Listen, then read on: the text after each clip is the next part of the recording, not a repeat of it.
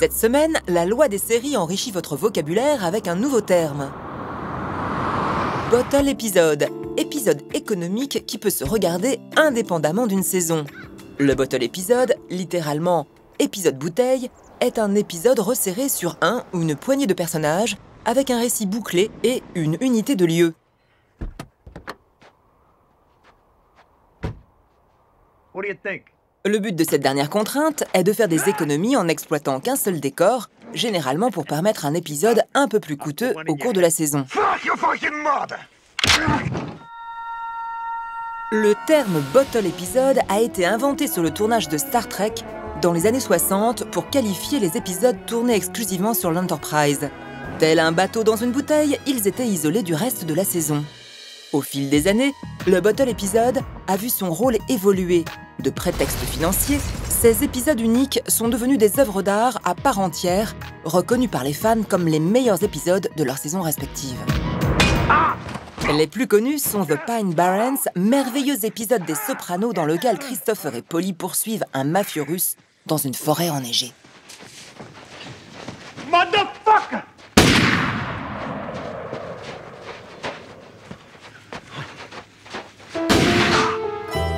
Ou encore The Fly, dans lequel les deux protagonistes de Breaking Bad, Walter White et Jesse Pinkman, s'acharnent sur une mouche dans leur laboratoire secret. Plus récemment, l'excellent American Beach, 3e épisode de la 6e et ultime saison de Girls, a transcendé le concept en faisant de ce bottle épisode un élément majeur de la série. I heard an alternate title for this book was American Bitch. I have no idea if that's true, can't find any proof on the internet, but God, if it is, fuck, that's so good. Dans cet épisode, Anna confronte Chuck Palmer, un grand écrivain accusé d'agression sexuelle par plusieurs de ses admiratrices. But I am a writer, and as such, I think I'm obligated to use my voice to talk about things that are meaningful to me. And I read something about you that troubled me greatly, namely that you were using your power and your influence to involve yourself sexually with college students on your book tour.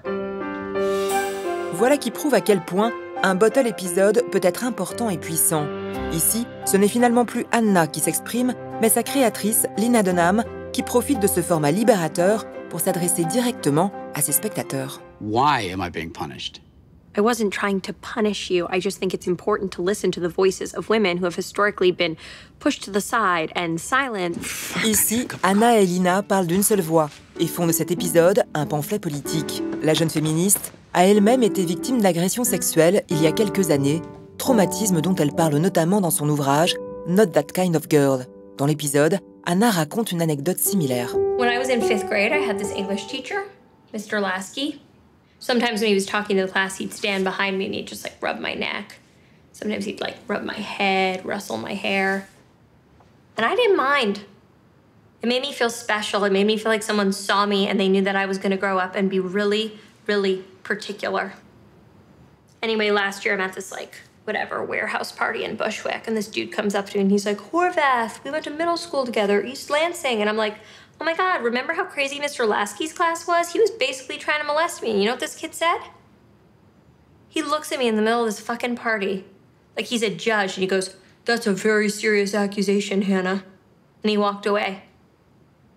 And there I am and I'm just 11 again and I'm just getting my fucking neck rubbed because that stuff never goes away.